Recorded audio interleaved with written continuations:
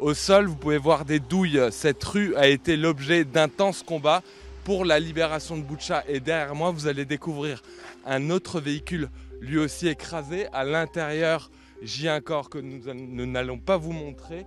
Actuellement, des investigations sont en cours pour déterminer si la scène où nous nous trouvons est une scène de crime de guerre.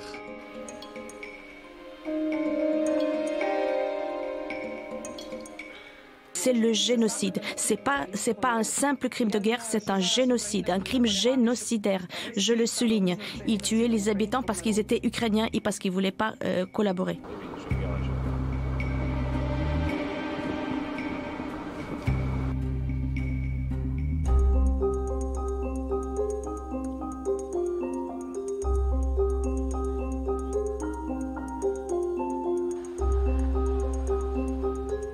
Le plus dur, c'est ce que je ressens, c'est de voir les gens, parce qu'il y a des gens qui ont vécu ça. C'est ça le plus dur, en fait, c'est pour les vivants, je crois que c'est le plus dur aujourd'hui. Quand vous marchez dans les rues de Boutcha, aujourd'hui, quand vous marchez dans les jardins des habitants de Boutcha, vous voyez des membres de corps humains. Quand vous circulez dans l'une des rues principales, il y a des véhicules écrasés, écrabouillés, avec le conducteur encore au volant, avec la clé dans le contact.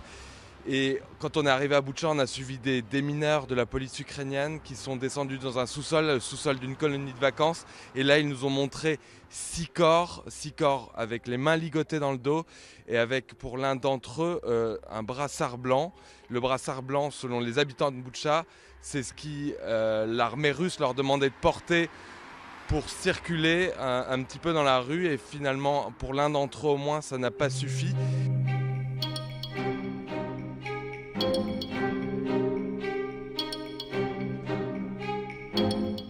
Ici, dans cette longue fosse commune, il y a environ 57 personnes enterrées. C'est ici que les Russes nous ont permis de rassembler les corps et de les enterrer. Vous savez, je ne souhaiterais cela à personne, pas même à mon pire ennemi. Ça fait mal, ces blessures ne guériront jamais. 290, ça c'est le chiffre officiel et tous les corps qui étaient jonchés dans les rues et dans les fosses communes.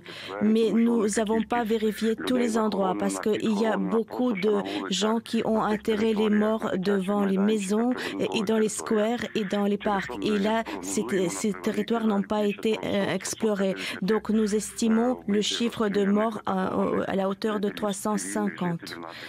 Ce sont tous des civils. Dans le quartier où se situait l'armée russe, il y avait surtout dans les caves les personnes torturées. Ce sont les jeunes hommes entre 20 et 30 ans. Peut-être ils étaient perçus comme une menace et ces corps sont trouvés avec les traces des tortures.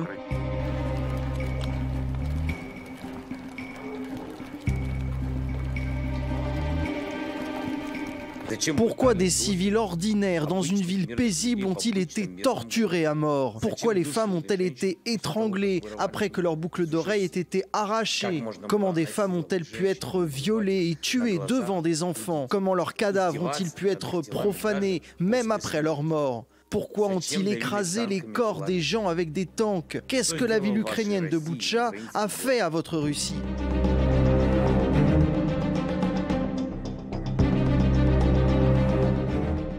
La première chaîne de télévision russe en a parlé hier soir. C'était le début de la grande tranche d'information de la soirée. Ici, c'était le deuxième titre. Après un reportage sur l'armée russe qui enlèverait les mines posées par les Ukrainiens, des images d'un dépôt de pétrole qui aurait été attaqué par les Ukrainiens. Et enfin, on arrive à cette séquence qui dure 40 secondes. C'est le présentateur du journal qui commente les images en plateau. Alors les mêmes images qu'on a diffusées nous sur BFM TV, sauf qu'ici, c'est présenté comme une séquence de fake news que la télévision russe démonte, par exemple en utilisant une loupe.